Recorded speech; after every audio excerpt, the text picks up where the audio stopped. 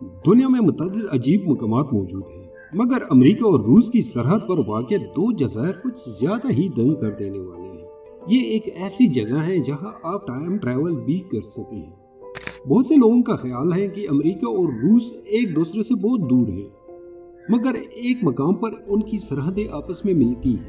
روس اور امریکہ کے درمیان مین لینڈ کا فاصلہ صرف 84 کلومیٹرز ہے، لیکن بیچ میں روس اور امریکہ کے ایسے آئی لینڈز ہیں جن کا فاصلہ تقریباً 4 کلومیٹر ہے۔ اپنے بیرنگ کے وسط میں ایک طرف امریکی ریاست الاسکا جبکہ دوسری جانب روسی سرزمین موجود ہے۔ بگ ڈایومیڈ آئی لینڈ روسی جزیرہ ہے جبکہ لٹل ڈایومیڈ آئی لینڈ امریکی سرزمین پر موجود ہے، اور دونوں کے درمیان محض 2 میل کا فاصلہ ہے۔ مگر حیران کن طور آمنے سامنے ہونے کے باوجود دونوں جزائر کے وقت میں 21 گھنٹے کا فرق ہے۔ جی ہاں، واقعی بگ ڈایومیڈ کا وقت لٹل ڈایومیڈ سے 21 گھنٹے آگے ہے۔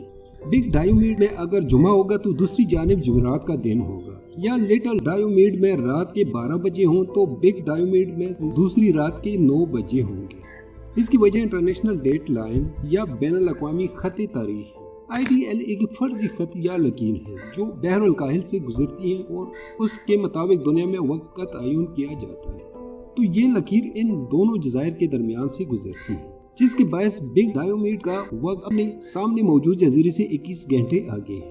اس لیے بگ ڈایومیڈ کو ٹمارو اور لٹل ڈایومیڈ کو یسٹرڈے آئی لینڈ کہا جاتا ہے۔ امریکہ سائڈ کا علاقہ یعنی الاسکا کسی زمانے میں روس کا حصہ ہوا کرتا تھا، جو امریکہ نے 1867 میں روس سے خریدا تھا، اور اس وقت ہونے والے معاہدے کے تحت ان دونوں جزائر کو سرحد قرار دیا گیا، لیکن دونوں طرف رہنے والوں کو اس سے کوئی فرق نہیں پڑا۔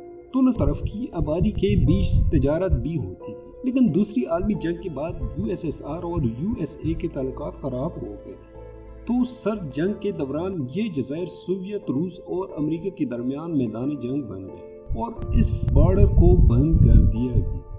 اس جزیرے پر رہنے والے عام لوگ دونوں ممالک کے بیچ سیاست کا شکار ہو گئے اور سرحدی لکیر کھینچ گئی، جسے برف کا پردہ یا آئس کٹر بھی کہا جاتا ہے۔ 1987 میں امریکی سوئمر لن کاکس نے گڈ ول کے لیے ان جزائر کے بیچ 2 گھنٹے تیر کر امریکہ سے سوویت سائڈ تک گئی، جسے دونوں ممالک کے صدور نے سراہا۔ یہ سوویت روس اور امریکہ کے مابین سخت جنگ کا زمانہ تھا۔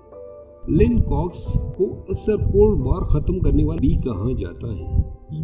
دونوں ممالک کے بیچ 1989 میں ایگریمنٹ ہو گیا، جس کے مطابق مقامی لوگ دوسری طرف سے رشتہ داروں کے دعوت پر بارڈر کراس کر سکتے ہیں، جس کا باقاعدہ آغاز 2015 میں ہوا۔ اب روسی سائڈ کا جزیرہ غیر آباد ہے کیونکہ سرد جنگ کے دوران روس نے وہاں سے آبادی کو سائبیریا منتقل کیا تھا۔